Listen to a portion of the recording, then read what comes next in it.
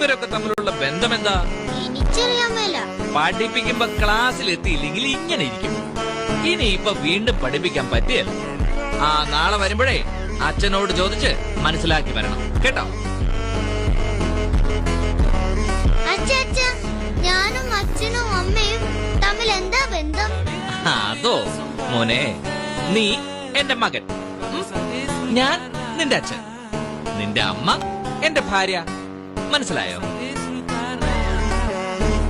ഉണ്ണിക്കുട്ട, ഞാൻ ഇന്നലെ ചോദിച്ച ചോദ്യത്തിന്റെ ഉത്തരം ഒന്ന് പറഞ്ഞേ. നീ എന്റെ മകൻ, ഞാൻ നിന്റെ അച്ഛൻ, നിന്റെ അമ്മ എന്റെ ഭാര്യ.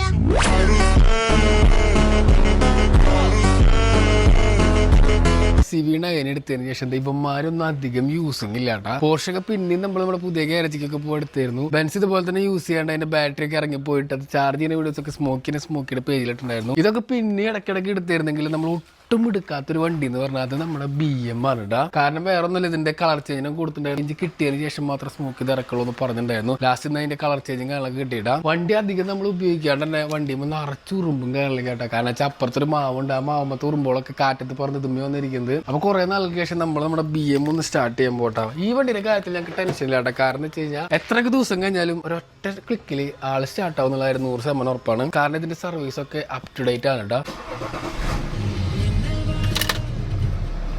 പറഞ്ഞില്ലേ, ഒറ്റ ക്ലിക്കിന് ആള് സ്റ്റാർട്ട് ആവൂട്ടാ. അപ്പൊ ഇത് നൈസായിട്ട് പുറത്തേക്ക് എടുത്തിട്ട് നമുക്കൊന്ന് ജസ്റ്റ് വെള്ളം അടിച്ചിട്ട് ഇതും കൊണ്ടൊന്ന് പുറത്തു പോവാം.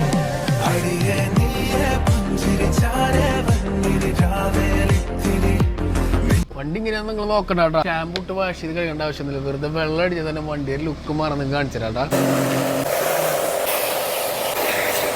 ഗൈസ്, അപ്പൊ വെറുതെ വെള്ളം അടിച്ച് വാഷ് ചെയ്തപ്പോഴേക്കും വണ്ടിയുടെ ലുക്ക് നിങ്ങൾ നോക്കിയേ, ഏതാ സാധനം അല്ലേ. അപ്പൊ ഇതിൽ നിങ്ങൾക്ക് ഏറ്റവും ഫേവറേറ്റ് ആയിട്ട് നിങ്ങളുടെ കാർ ഏതാണ് ജസ്റ്റ് കമന്റ് ആയിട്ട് കടന്നുപോയിട്ടും ഇന്നും പലരും റിയൽ മാഡ്രിഡിനെ ഇഷ്ടപ്പെടാനും സപ്പോർട്ട് ചെയ്യാനും കാരണം അയാളാണ്. ഒരു കാലത്ത് റയൽ മാഡ്രിഡ് ഭരിച്ചിരുന്ന ആ 7-ാം നമ്പറുകാരൻ. ഇപ്പോൾ വന്ന പ്ലേയേഴ്സിനെ കണ്ടല്ല ആ ക്ലബിനെ ഇഷ്ടപ്പെട്ടത്. അയാൾ ഒറ്റൊരുത്തൻ കാരണമാണ് റയലിനെ ഇന്നും പലരും ഇഷ്ടപ്പെടുന്നത്. റയലിൽ അയാൾ ഉണ്ടാക്കിയ ഓളമൊന്നും ചെറുതല്ല. അയാൾ ഉണ്ടാക്കിയ പോലത്തെ ഓളമൊന്നും ഇനി ആരൊക്കെ വന്നാലും ഉണ്ടാക്കാൻ പോകുന്നില്ല. അയാൾക്ക് പകരം അയാൾ മാത്രം, പകരം വെക്കാനില്ലാത്ത ഇതിഹാസം.